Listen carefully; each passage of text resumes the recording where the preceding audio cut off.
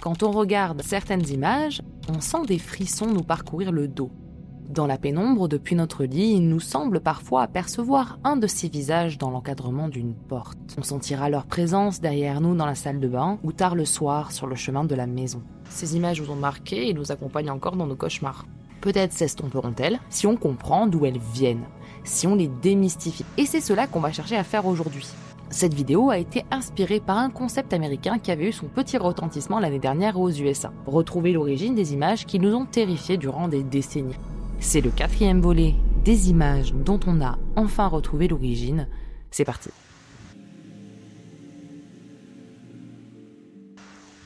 Si l'image a beaucoup circulé, je me souviens plus particulièrement de la vidéo à l'époque. Celle de cette petite fille dont le reflet semble maudit.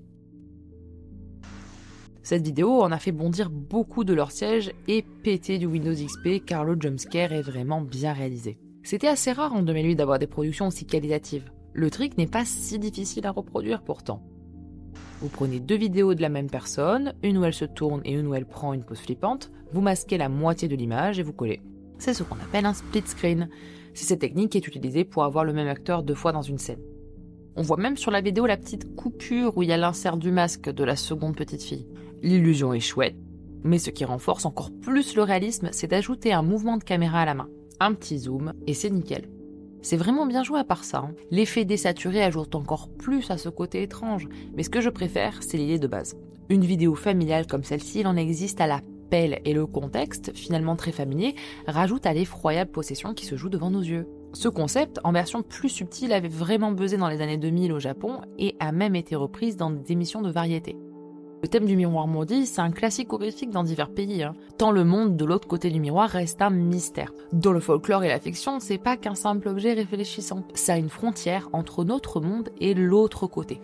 Souvent assimilé d'ailleurs à l'au-delà, au subconscient et à une réalité inversée. Au Japon, ça s'appelle le Kagami-kami, c'est une croyance shinto selon laquelle les miroirs sont habités par les esprits. Et aux USA, on va voir plutôt Bloody Mary, cette femme qui, invoquée devant un miroir, apparaîtra comme une entité vengeresse. Enfin bon, vous avez compris, les miroirs, c'est flippant quoi.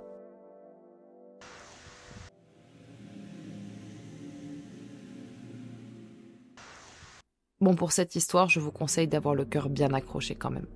Pour ceux qui connaissent pas l'image et qui se sentent pas de voir une histoire qui implique des enfants, vous pouvez vous rendre au timecode suivant. Après, on va partir du principe que si vous êtes sur ma chaîne, c'est que vous êtes capable d'entendre ce qui va suivre. Si vous aviez poussé la porte de cet appartement de Nijni Novgorod en 2011, vous auriez découvert des dizaines de silhouettes semblables, alignées contre les murs, allongées sur des lits, certaines devant la télévision, d'autres assises à table. Le collectionneur de ces poupées s'appelle Anatolin Moskvin, un érudit, linguiste, spécialiste des rites funéraires.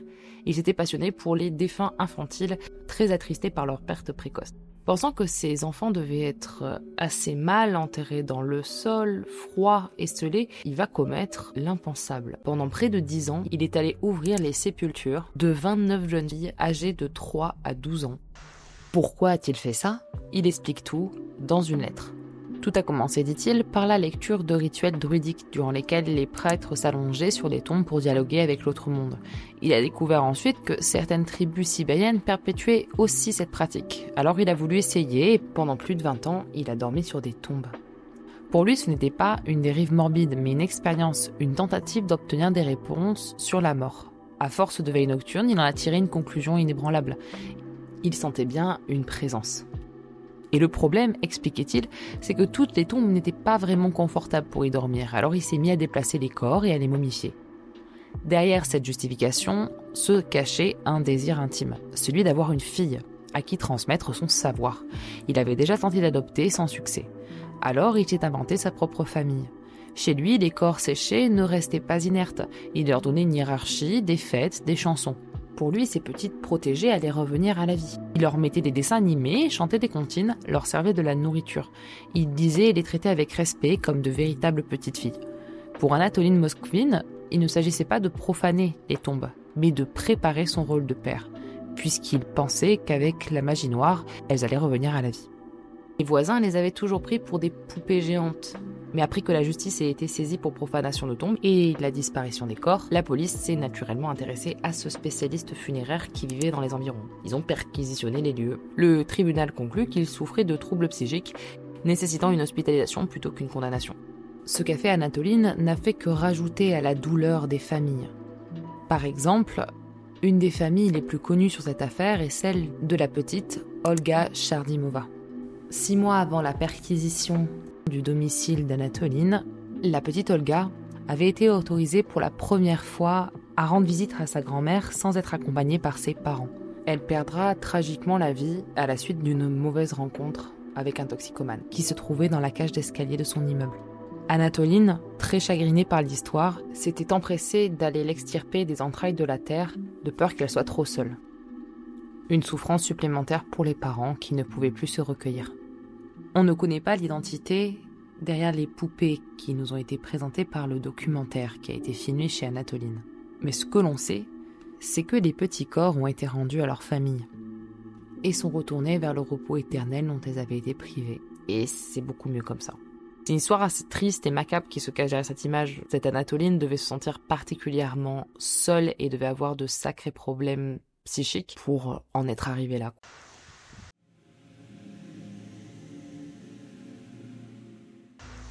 Cette image, je l'avoue, m'a toujours impressionnée. Elle provient d'une histoire assez macabre. L'histoire de Brett, un bully qui avec sa bande se sont pris à Jimmy, un camarade de classe considéré comme agaçant parce qu'il faisait beaucoup de blagues pas très drôles. Lors d'un passage à tabac, Brett lui verse de l'acide formique au visage, provoquant de graves brûlures et cicatrices permanentes. Quand les adultes sont intervenus, Brett niera toute responsabilité et affirmera que Jimmy s'est infligé ses blessures tout seul. Les autorités scolaires le croient et aucune sanction n'est prise. Un jour, Brett reçoit dans sa boîte aux lettres une mystérieuse VHS. Et lorsqu'il la glisse dans son magnétoscope, c'est une vision de cauchemar. Ses amis se font asperger avec de l'acide puis éliminer un par un. Et le nom inscrit sur la VHS est Liars. Brett comprend alors qu'il est le prochain à subir le même sort que celui dont il a ruiné l'existence. Cette image est supposée provenir directement de la cassette qu'a reçue Brett, saisie par les autorités après son décès. Comme vous l'avez deviné, c'est une creepypasta nommée Liars. Et l'image provient en réalité d'un clip musical. Il s'agit d'un extrait du clip du groupe Liars pour leur titre We Fenced Other Garden with the Bones of a Hone, issu de l'album They Were Wrong So We Drowned. Un clip étrange mêlant maquillage de kermesse, laser gun, bataille de boules de neige et type qui danse tout nu dans une ambiance psychédélique. Un gros trip avec une esthétique très amateur que je trouve personnellement très agréable à l'œil. Un clip plutôt bon délire et pas du tout terrifiant. Bon, avant d'enchaîner sur la suite, je t'invite à t'abonner si ce n'est pas déjà fait, à laisser un like, un commentaire, ça fait toujours plaisir et ça aide la chaîne à grandir. Ah, et je tenais à vous remercier de m'avoir classé dans les boosts lors de ma dernière vidéo, j'étais aux anges. Merci, ça a vraiment aidé la chaîne à avoir plus de visibilité. N'hésitez pas à booster celle-ci aussi pour lui donner de la force. Allez, il est temps de respirer un coup, prendre un petit snack, c'est la pub.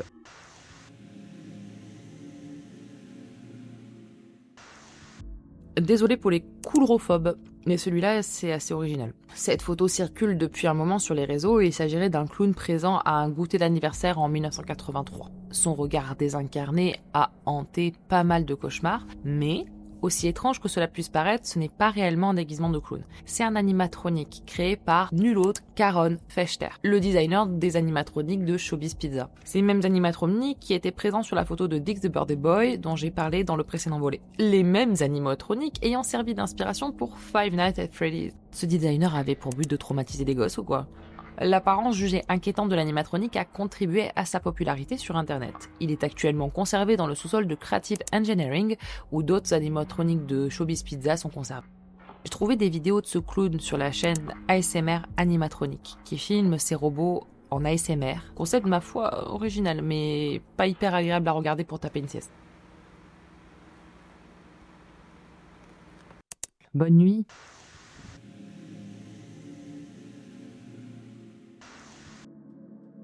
Dans ma précédente vidéo, j'étais à la recherche de l'origine de Teddy, cet ourson au design absolument terrifiant. Et il s'avère que 2 spectateurs sur ma chaîne m'ont signalé que l'origine de Teddy avait été retrouvée il y a 7 mois, grâce à la vidéo de ce monsieur qui a parlé de la présence d'un second ours trouvé dans un magasin d'antiquités, qui ressemblait énormément à Teddy. Et son acquéreur vient enfin de donner plus d'infos sur ce dernier. Il est paru cet ourson, il est américain. Il s'agissait d'une œuvre en porcelaine créée par Sandra Justice en 1984, comme l'indique sa signature sur le second ourson. Sur le site de l'artiste, on peut même voir 2 autres types de sculptures en porcelaine créées par ses soins. Encore mieux, ces oursons sont en fait des boîtes à musique. Maintenant, l'artiste semble se concentrer sur la confection de poupées en porcelaine plus classique, et ne produit plus d'oursons au visage de porcelaine. Quel dommage, ça aurait été bien que ce soit la nouvelle mode et d'en voir partout accrochés à des sacs à main.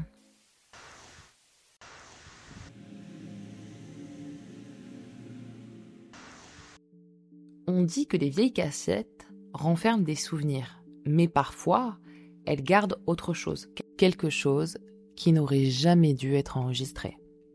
La VHS du Microsoft Trivia semblait être, en surface, un simple quiz éducatif.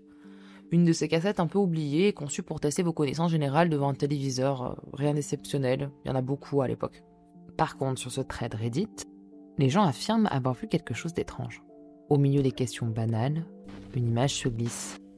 Et son visage, si on peut appeler encore ça comme ça, a hanté les mémoires de centaines d'utilisateurs. Son expression est à jamais figée dans un état d'agonie éternelle. Mais son sourire, lui, est jubilatoire.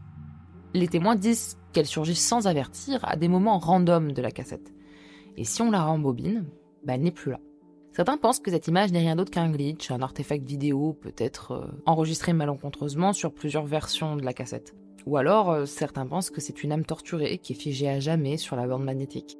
L'image va finir par circuler un peu partout, et surtout sur TikTok, avec des vidéos de Bill Gates se prenant une tarte à la crème au visage, et hop, un screamer de ce visage, et grosse hyperventilation pour les plus sensibles comme moi.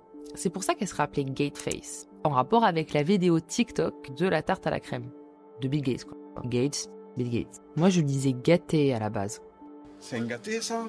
Si c'est Bill Gates qui se prend la tarte à la crème, c'est en rapport avec le Microsoft Driver, la VHS sur laquelle il y a ce visage. Vous savez, Bill Gates, Microsoft. En tout cas, la cassette du Microsoft Trivia n'a jamais existé. Maintenant, il reste à retrouver l'image et comment elle a été produite. Allez, petit quiz. Est-ce une sculpture du même créateur que celui de Momo, un photomontage d'un husky, comme on le pense pour un grand nombre d'origines d'images flippantes, une capture d'un film d'horreur japonais ou une image de Jeff the Killer créée par une IA? Et la réponse est oui. Voilà, c'est juste une photo en IA. C'est une des explications qui m'a le plus déçu jusqu'à présent. Le prompt parlait juste de Jeff the Killer et c'est pour ça que ce truc lui ressemble, quoi. On dirait juste un cousin du bout, quoi. C'est triste. J'aurais tellement voulu qu'il y ait une histoire un peu plus profonde et je pense que c'est vraiment décevant. Mais non, il n'y a pas vraiment d'histoire derrière. C'est juste créé artificiellement de A à Z. Cette image m'a été suggérée par un abonné. Cette créature provient du lore de la fondation SCP dont nous avons parlé dans le précédent volet. SCP-899 est un phénomène psychique et télékinésique qui se manifeste le plus souvent par des groupes d'enfants fantômes assez hostiles. Les voyageurs dans la zone ont rapporté d'ailleurs avoir été poursuivis et harcelés par de petites silhouettes sombres qui tentent de les chasser. Les préadolescents qui rentrent en contact avec ces entités disparaissent, après quoi certaines, voire toutes les entités, peuvent reprendre l'apparence de l'enfant disparu. Voilà pour l'histoire. Par contre, l'image, elle, semble remonter à 2010, à l'époque des chaînes de mail, et ne vient pas de la fondation SCP. Là, je vais vous expliquer, surtout pour les plus jeunes, parce que ça remonte plutôt pas mal, les chaînes de mail. En gros, entre 2005 et 2012, il y avait une mode de chaîne de mail super chiante. En gros, il y avait un mail qui te racontait que tu allais être maudit d'une manière ou d'une autre par une entité, et si tu envoyais le message à 10 potes, elle allait te foutre la paix. Je me suis toujours demandé pourquoi le fait de transférer un mail à 10 potes allait faire flipper un démon de la 4e dimension de Satan, juste parce que t'as forward un mail. Bref, une des chaînes de mail les plus connues raconte l'histoire de Clarissa, une fillette de 10 ans qui aurait été internée dans un hôpital psychiatrique après avoir éliminé ses propres parents. On dit ensuite qu'elle se serait mortellement retournée contre le personnel de l'établissement, ce qui aurait poussé les autorités à tenter de procéder à son exécution grâce à un nouveau procédé, Une machine, soi-disant moins cruelle, mais celle-ci aurait mal fonctionné, condamnant Clarissa à une fin douloureuse. Depuis lors, son esprit resterait fusionné à la machine et la légende raconte qu'elle viendrait chaque semaine frapper à la porte de celui qui a lu son histoire pour se venger. Sympa ? Donc tu peux juste envoyer le mail à ton boss, un pote ou ta grand-mère en espérant qu'il n'ait pas assez d'amis pour être puni à ta place. Personnellement, à cette époque-là, j'étais maudite 1000 fois pour ma part car je n'avais absolument pas 10 amis à qui envoyer une chaîne de mail. Non, j'ai pas d'amis. Et j'ai attendu les fantômes du coup chez moi, et je les attends encore d'ailleurs. Bon, pas besoin d'aller beaucoup plus loin pour comprendre l'utilité des chaînes de mail pour des personnes peu scrupuleuses. Bien plus dangereuses que les fantômes si tu réfléchis bien. D'ailleurs, en faisant mes recherches, j'ai appris que Spinning Dog est aussi issu d'une chaîne de mail. Je sais qu'il y a des gens qui aiment pas du tout sa photo, donc je vais éviter de faire un screamer et je vais mettre la photo dans 3, 2, 1... En cherchant, j'ai vu une autre chaîne, celle de Carmen Winstead, une jeune fille de 17 ans poussée dans les égouts par ses camarades qui, après s'être brisé le cou, viendrait aussi te hanter. Et devinez quoi ? C'est encore la même image. Mais cette fois-ci, elle est dans les égouts. Et c'est bien l'origine de cette photo.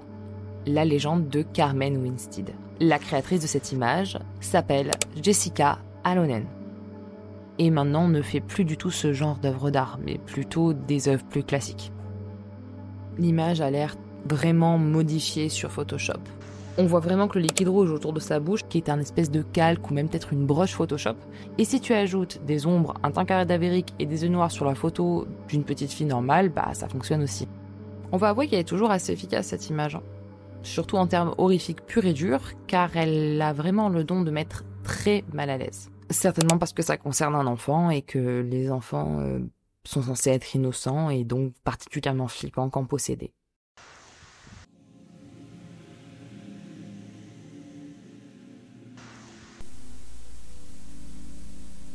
Tout commence sur un forum spécialisé dans les hacks de ROM de Super Mario World.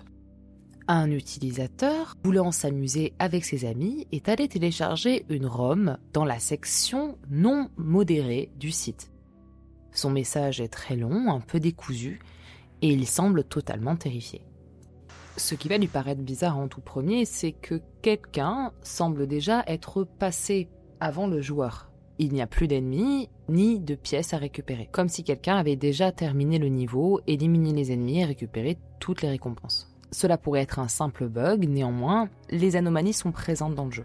Le hack contient 2 fichiers, un fichier texte nommé 30.07.014, rempli de caractères incompréhensibles, mais avec des occurrences répétées de Find Me parmi le chaos, qui invite le joueur à trouver quelque chose ou quelqu'un. Dans plusieurs boîtes de texte, on trouve des messages cryptiques comme « Est-ce que je peux faire quelque chose pour te faire changer d'avis ?» Une façon égoïste de s'en sortir qui pourrait évoquer le fait de se suicider, même « Je te déteste ». Comme si le jeu interpellait le joueur, le jugeait ou le manipulait. Le premier château, renommé numéro 1 Go Back, présente une pièce étrange qui contient une série de messages incitant visiblement à abandonner le jeu et à fuir. Et un des premiers niveaux, intitulé Suicide, propose une plateforme auto-scroll jusqu'à une porte menant à un boss. On a l'impression que Mario est donc poussé vers sa perte sans échappatoire. Après avoir vaincu le boss, ce qui ressemble plus à une exécution qu'à un vrai combat, le joueur va découvrir un texte décrivant l'autopsie d'une femme dont l'état ne permet même pas d'identifier la cause du décès. La victime numéro 1. C'est un poil edgy mais efficace, car ici le jeu commence à planter, il devient incontrôlable, et Mario finit par tomber et chuter indéfiniment. Après ces annonces, les utilisateurs du forum, qui avaient vu le post, ont tenté de convertir le fichier texte Find Me en fichier JPEG. Et voici ce qu'ils ont trouvé. La victime numéro 1, c'est elle qui demandait à être retrouvée, et qui a eu comme Mario, certainement, une fin cruelle et inévitable. Les jeux vidéo les plus célèbres tels que Sonic, Zelda ou Pokémon ont vraiment beaucoup servi à créer des creepypastas, toujours avec une question de version maudite du jeu qui ferait sombrer leurs joueurs dans la folie ou pire encore. Ici, on est face à une creepypasta tout aussi originale, qui date quand même pas mal, et dont l'histoire a été revisitée, revue et remâchée. Mais l'image par contre, elle est bien restée dans les mémoires. Et pour savoir d'où elle vient, il a fallu que quelques fans d'un groupe de visual kei japonais tombent sur une image de leur chanteur préféré. Bingo. Ça colle parfaitement. la victime numéro 1 n'est nulle autre que Kyo du groupe d'Irenire. Groupe que j'apprécie particulièrement pour ma part. N'hésitez pas d'ailleurs à l'écouter si vous ne connaissez pas, c'est assez pépite et leur univers visuel est incroyable et ne prend absolument aucune ride. Revenons à notre image très contrastée, ce qui a fait relativement peur aux utilisateurs qui ont vu la creepypasta en question. C'est l'effet de surexposition de l'image qui est hyper contrasté, qui a été utilisé maintes et maintes fois pour donner cet effet un peu effrayant, juste parce qu'en détruisant les ombres de l'image et en rajoutant un max de pixels, ça donne une illusion un peu étrange. Bon, en tout cas, personnellement, j'ai jamais été très impressionné par cette creepypasta. Peut-être parce que je suis beaucoup trop à fond sur d'autres légendes autour de certaines Roms perdues qui sont des creepypastas aussi, comme la légende de l'Avant-Ville, dont la bande-son aurait rendu les joueurs de la version japonaise des cartouches Pokémon complètement fous. Il faut avouer que la musique qui accompagne ce niveau de Pokémon a toujours eu un côté un peu impressionnant. En plus, le fait que cette musique accompagne notre ascension dans un cimetière de Pokémon rend ce passage assez bizarre. Et oui, on peut arriver à se plonger facilement dans des ambiances effrayantes avec cette musique-là. Tout ça pour dire que les légendes de Rome maudites se sont mises à pulluler sur les forums de creepypasta et ont fini par user le thème jusqu'à l'os. Mais je m'amuse encore de voir qu'en 2012, on s'effrayait bien fort avec du vieux montage GIMP, alors qu'aujourd'hui, ça aurait été des bunkers dans un quart d'heure. Mais à l'époque, ce genre d'image nous faisait faire pipi au lit. Comme toutes les images que je vous ai présentées ici d'ailleurs. N'hésitez pas à me dire laquelle vous a fait le plus flipper. Bon, je vais vous laisser tranquille pour ce soir. Je tenais à vous remercier pour la dernière vidéo. Elle a été beaucoup visionnée et c'est absolument incroyable. Merci de m'avoir laissé autant de commentaires positifs et surtout, on a dépassé les 10 000 abonnés. C'est un truc de fou. Je saurais pas comment vous remercier. Merci beaucoup. Et n'hésitez pas à me dire en commentaire d'ailleurs si cette vidéo vous a plu, si vous voulez que je fasse d'autres volets et s'il y a des améliorations à faire sur celle-ci. Une dernière chose, j'ai ouvert mon Patreon que vous pouvez retrouver en description de cette vidéo si ça vous intéresse, mais vous sentez vraiment pas obligé. En tout cas, prenez soin de vous et je vous dis à la prochaine sur Adage Tale.